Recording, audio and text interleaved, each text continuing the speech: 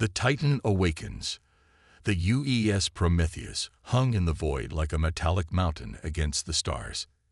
10 kilometers of reinforced hull, quantum drives, and humanity's boldest dreams made manifest in steel and circuitry. Captain Sophia Chen stood before the panoramic viewport, her weathered hands clasped behind her back, as she watched the final preparations unfold. "All departments report ready for departure, Captain," announced Commander Mikhail Volkov, his Russian accent barely detectable after years of service in the United Earth Fleet.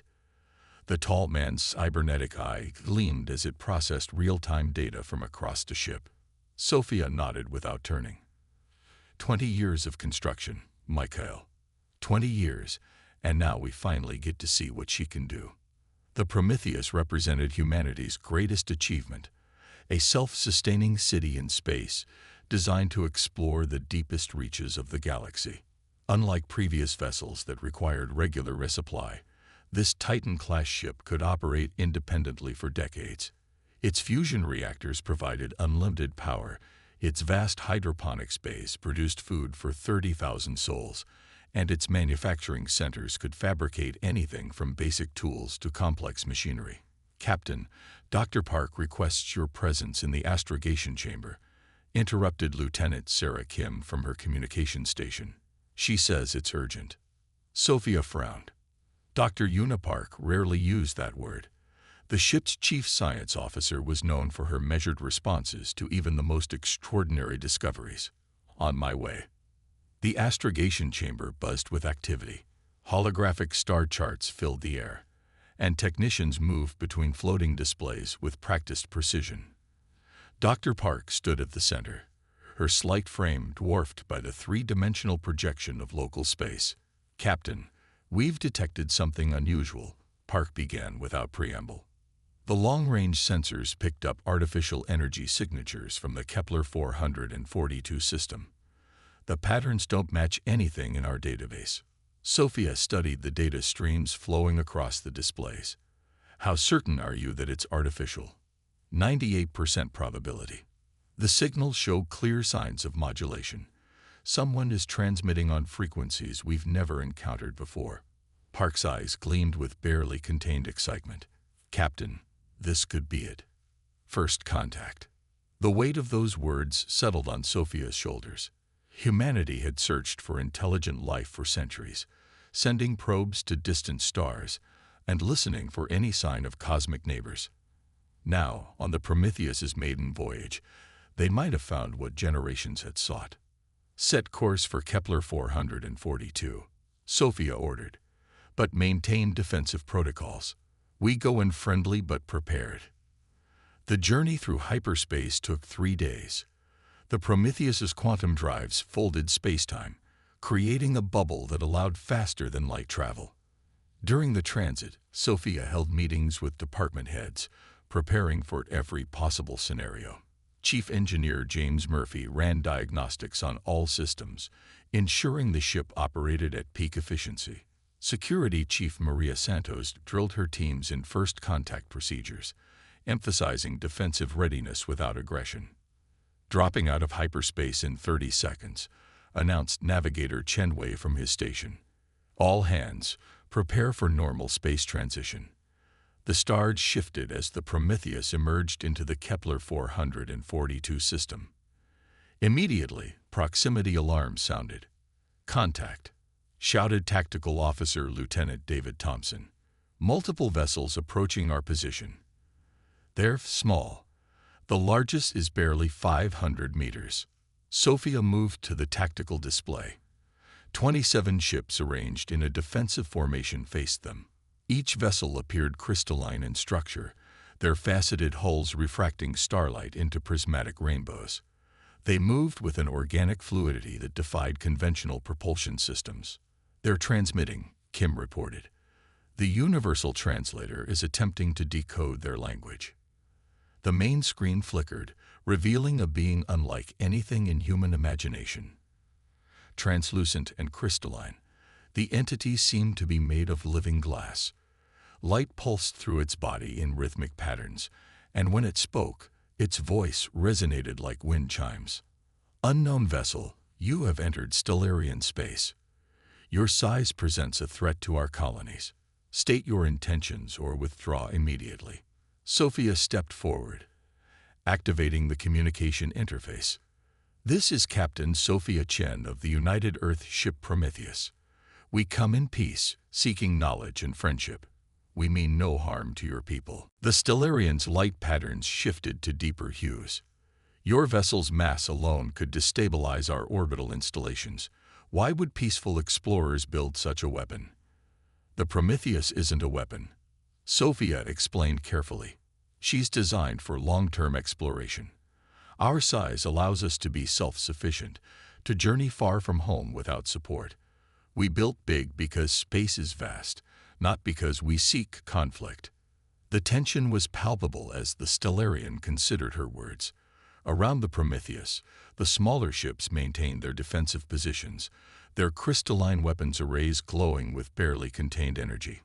Dr. Park stepped beside Sophia, whispering urgently, "Captain, their technology is based on controlled light manipulation. Their entire civilization seems built around photonic principles. Perhaps we could find common ground through science." Sophia nodded. "We would like to share knowledge with your people. Our science officer has prepared a mathematical sequence, universal constants that demonstrate our understanding of physical laws. Would you be willing to receive this information?" The Stellarian's form brightened slightly. "Mathematics is the language of reality itself. Transmit your sequence." Park's fingers flew across her console, sending a carefully crafted message containing prime numbers, the Fibonacci sequence, and fundamental constants like pi and the speed of light. The response was immediate. The Stellarian ships began pulsing in synchronized patterns, their light emissions forming complex geometric shapes. "Remarkable," the lead Stellarian exclaimed, its entire form now glowing with warm golden light. "Your understanding of quantum harmonics exceeds our expectations. You grasp concepts we believed unique to Stellarian science. I am Prism Singer Zara of the Radiant Council. Perhaps we have misjudged your intentions." "We're explorers and scientists," Sophia affirmed. "Different in form, but united in our quest for knowledge. Would you honor us with further dialogue?" What followed was 12 hours of intense cultural and scientific exchange. The Stellarians, beings composed of coherent light given physical form, had evolved on a planet orbiting a binary star system. Their technology manipulated photons with precision humans had only theorized about. In return, humanity's mechanical engineering and materials science fascinated them. "Your ability to shape matter is extraordinary," Zara observed as she studied schematics of the Prometheus's construction. "We Stellarians flow and adapt, but you humans build permanence into the universe itself." The breakthrough came when Dr. Park demonstrated human holographic technology. Though primitive compared to Stellarian light manipulation, it showed a convergent evolution of ideas. Both species had independently developed ways to create three-dimensional images from light, though through vastly different methods. "Your vessel's size still concerns the Council," Zara admitted as negotiations continued.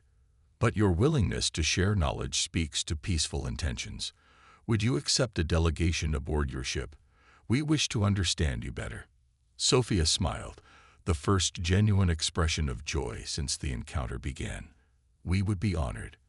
Our shuttle bay can accommodate your vessels, and we'll adjust our lighting to match your comfort requirements." As the first Stellarian ship entered the Prometheus's cavernous landing bay, history turned a new page. The crystalline vessel settled onto the deck with impossible grace, and Prism Singer Zara emerged, accompanied by 4 other Stellarians. Their forms shifted and flowed, adapting to the human environment while maintaining their essential nature. "Welcome aboard the Prometheus," Sophia said, extending her hand before remembering the gesture might be meaningless to beings of light. To her surprise, Zara extended a limb that solidified just enough to complete the handshake.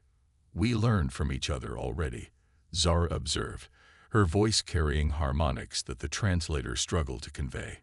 "Your physical gesture of greeting, our adaptation to match it. This bodes well for future understanding." The tour of the Prometheus revealed wonders to both species. The Stellarians marveled at the hydroponic space, where plants grew in perfect rows, converting light into sustenance. The fusion reactors, containing miniature stars, resonated with their light-based biology in ways that transcended mere technology.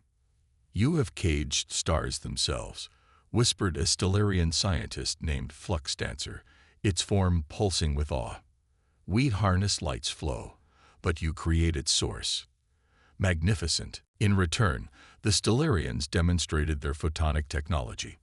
They showed how they could transmit thoughts and emotions through modulated light patterns, achieving a form of communication that bordered on telepathy. They revealed how their ships achieved faster-than-light travel by riding quantum tunnels through the fabric of space-time itself. "Our methods differ, but our goals align," Sophia observed during a formal dinner where humans ate traditional foods while Stellarians absorbed specially prepared light frequencies. "Both our species reach for the stars." "Indeed," Zara agreed, her form shifting to mirror human body language she had observed. "But tell me, Captain Chen, why do you explore? What drives humanity to build vessels like the Prometheus and journey so far from home?" Sophia considered the question carefully. "Curiosity. Wonder. The simple need to know what lies beyond the next horizon. We're a young species by galactic standards, but we've always looked up at the stars and asked, what if?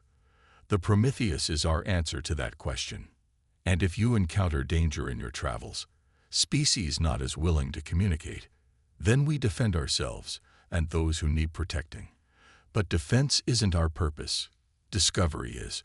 We believe the universe is vast enough for all thinking beings to find their place."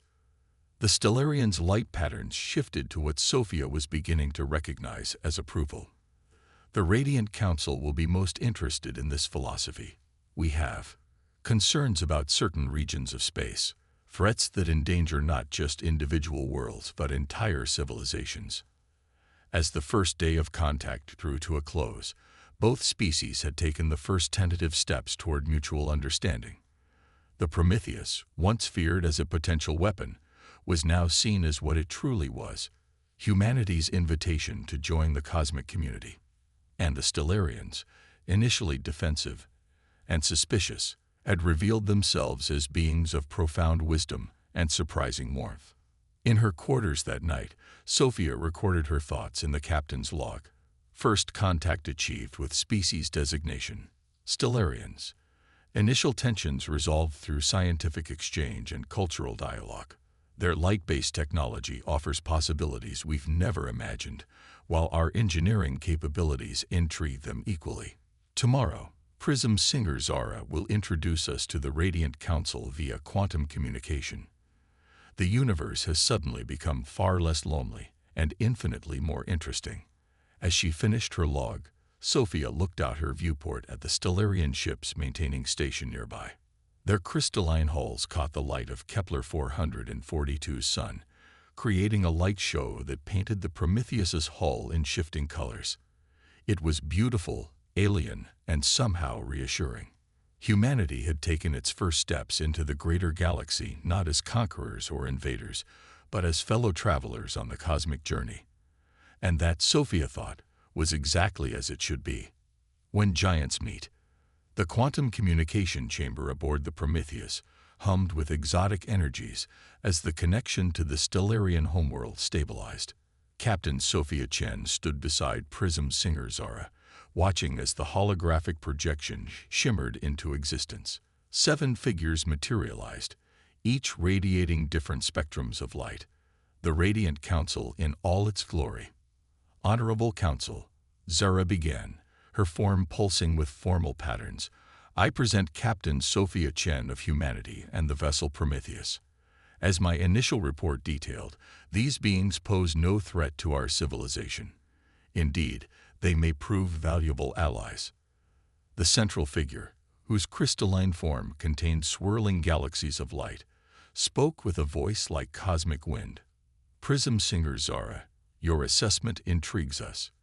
Yet we remain concerned. If these humans possess such power in exploration vessels, What might their warships contain? Sophia stepped forward, having learned enough about Stellarian body language to project confidence without aggression. Honored Council, the Prometheus represents our greatest achievement in peaceful exploration. We have defensive capabilities, yes, but our primary tools are sensors, laboratories, and communication arrays. We seek understanding, not conquest. Your words carry sincerity, acknowledged another council member, this one pulsing with deep purple hues. But words alone cannot dispel our concerns. The galaxy holds dangers you have not yet encountered. The council leader's form shifted, projecting images that made several human crew members gasp. Star systems stripped bare, planets reduced to ash, entire civilizations vanished without trace. The Void Plague, the leader intoned solemnly. For 3 centuries, it has spread across the galaxy's edge, consuming everything in its path. Mechanical entities of unknown origin, adapting to every defense, learning from every encounter. Dr. Una Park leaned forward, studying the projections intently. These patterns, they're similar to theoretical models of self-replicating machines. Von Neumann probes gone wrong. Your scientist grasps the danger quickly, noted a green-hued council member. The plague began as exploratory drones, we believe, but their programming corrupted, their purpose twisted. Now they exist only to consume and replicate. Commander Mikhail Volkov examined the tactical data. They operate like a hybrid between biological virus and computer malware. Incredible adaptation rates. No wonder conventional weapons prove ineffective. Which brings us to our current crisis, the council leader continued. The plague has entered the Aurelius system. 12 of our colonies lie in its path. Our defense fleet cannot stop its advance. In 7 days, 30 million Stellarian lives will be extinguished. The weight of this revelation settled over the human delegation. Sophia exchanged glances with her senior staff, reading the same thought in their eyes. Show us everything you have on the plague, Sophia commanded. Tactical data, engagement records, analysis of their adaptation patterns. If humanity can help, we will. For the next 6 hours, human and Stellarian minds worked in unprecedented collaboration. Chief Engineer James Murphy studied the plague's energy signatures, finding patterns the Stellarians had missed. Dr. Park analyzed their behavioral algorithms, identifying cyclic vulnerabilities. Security Chief Maria Santos reviewed battle footage, noting tactical opportunities. The plague adapts to energy weapons within minutes, Santos observed. But they seem to have trouble with purely kinetic attacks. Have you tried projectile weapons? Kinetic weapons. The military advisor to the council flickered with confusion. We abandoned such primitive methods millennia ago. Our entire defensive doctrine relies on directed energy. Sometimes primitive works, Santos replied with a grim smile. The Prometheus carries railguns capable of accelerating projectiles to relativistic speeds, if we can disrupt their adaptation cycle. There's something else, interrupted Dr. Park. Their collective intelligence shows a predictable lag when processing new data types. If we could overload their processing capacity with multiple simultaneous threat vectors. Murphy's eyes lit up.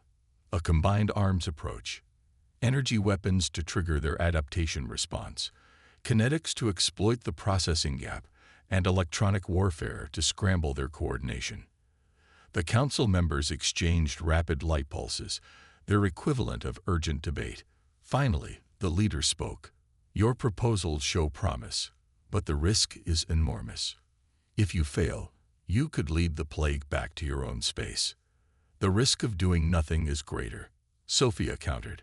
Those colonies don't have 7 days to debate. The Prometheus can reach the Aurelius system in 18 hours. Give us the chance to help. Captain, Zara interjected, her form glowing with concern. You don't understand the plague's full capabilities. No single vessel has ever survived extended engagement.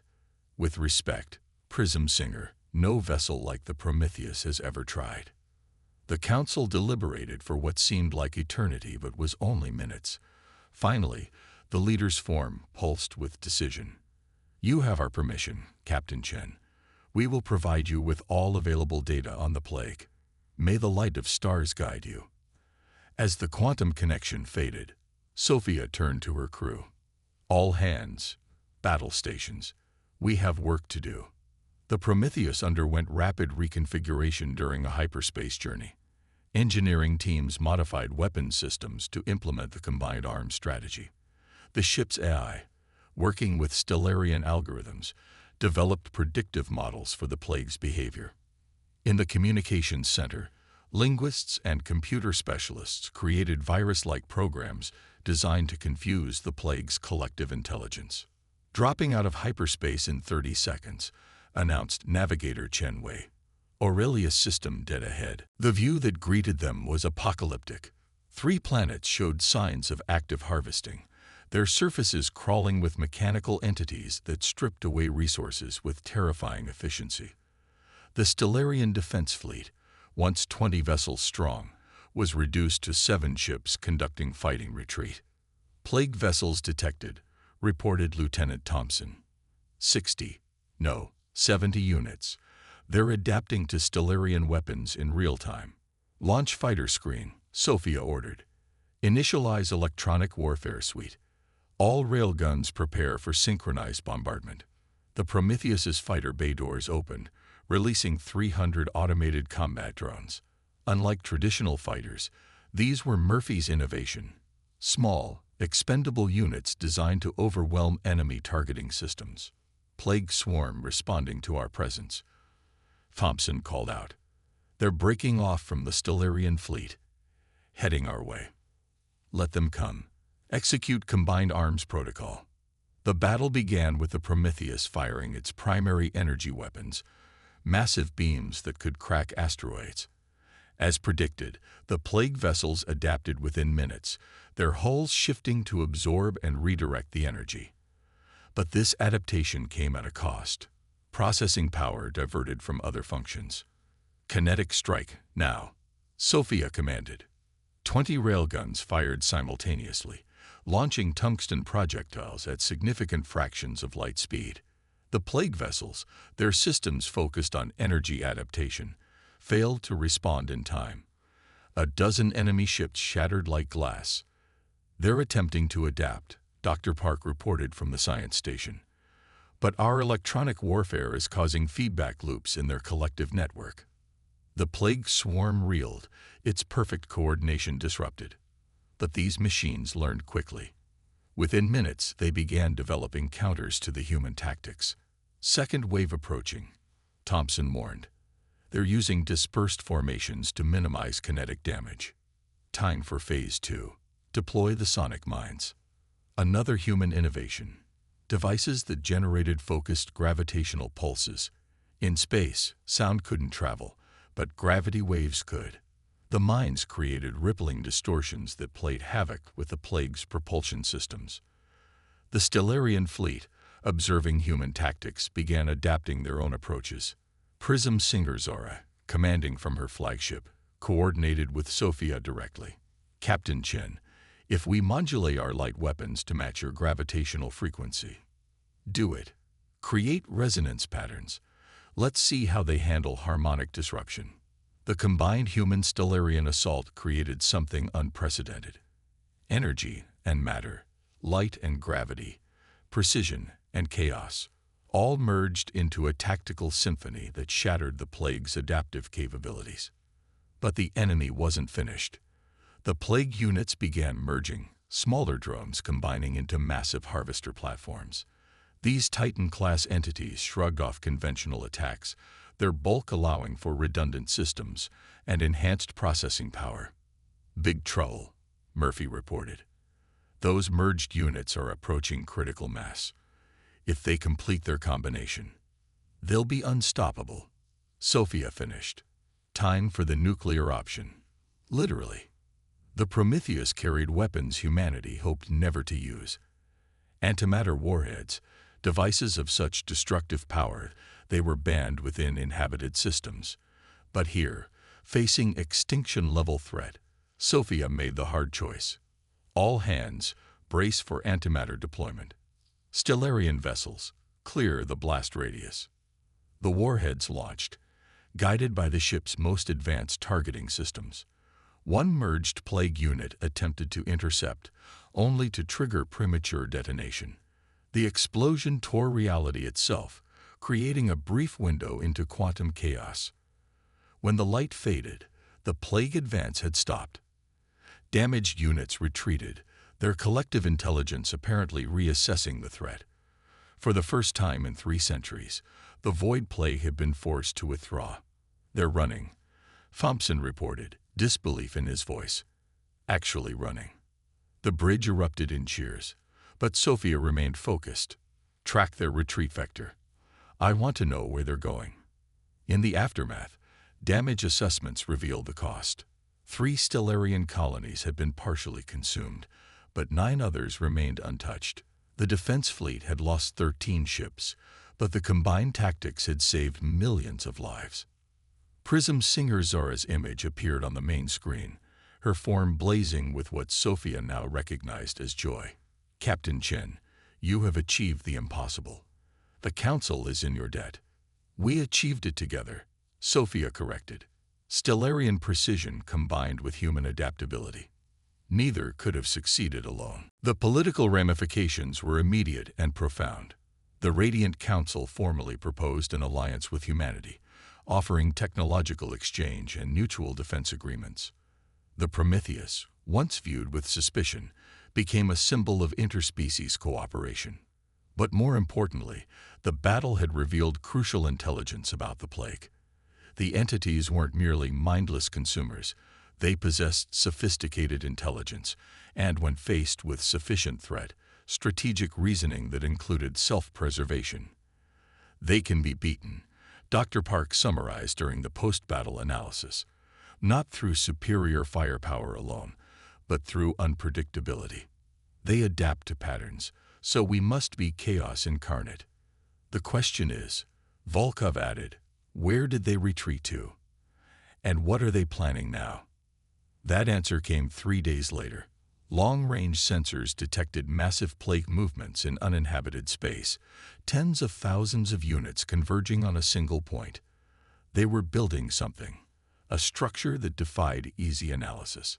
"It's a transmitter," Dr. Park finally concluded after hours of study, "but operating on frequencies that shouldn't exist. They're trying to contact something. Or someone," Sophia murmured, studying the data. "The question is, who created the plague? And are they still out there?" The Stellarian Council, now in constant communication with human leadership through the Prometheus, shared their deepest concern. Ancient records spoke of a civilization that had transcended physical existence, becoming beings of pure thought. These architects, as they were known, had vanished eons ago, leaving only ruins and mysteries. What if the plague wasn't a mistake? Proposed High Illuminator Xerion, the Council's eldest member. What if they were created for a purpose we don't understand? The implications were staggering. The galaxy might face not just mechanical harvesters, but the return of beings whose power defied comprehension. Humanity and the Stellarians had won a battle, but glimpsed the shadow of a war beyond imagination.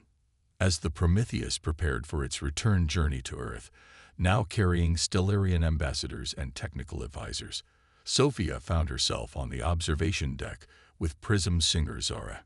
Together, they watched the stars wheel slowly past.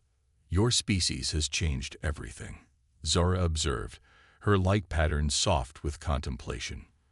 "We had grown complacent, believing our technology supreme. You reminded us that innovation comes from diversity of thought. And you showed us we're not alone," Sophia replied. "That the universe holds wonders we can barely imagine. This is just the beginning, isn't it?" Indeed, the plague threat revealed, the architect's mystery awakened, and 2 species united in purpose. The galaxy will never be the same. In her final log entry for this mission, Sophia wrote, "First contact has led to first alliance. The Prometheus proved that humanity's greatest strength lies not in the size of our ships or the power of our weapons, but in our willingness to stand with others against the dark. We came seeking new worlds and found new friends. Together, we face whatever the universe holds, be it plague, mystery, or the echoes of civilizations lost to time. The journey continues, and humanity no longer walks alone among the stars. The Prometheus turned toward Earth, its massive form accompanied by an escort of crystalline Stellarian vessels. In its wake, it left a changed galaxy, one where humanity had earned its place not through conquest, but through courage, creativity, and the simple willingness to help those in need. The stars held infinite mysteries still, but now humanity would face them with allies at their side. And in the vast cosmic dark, sometimes that made all the difference.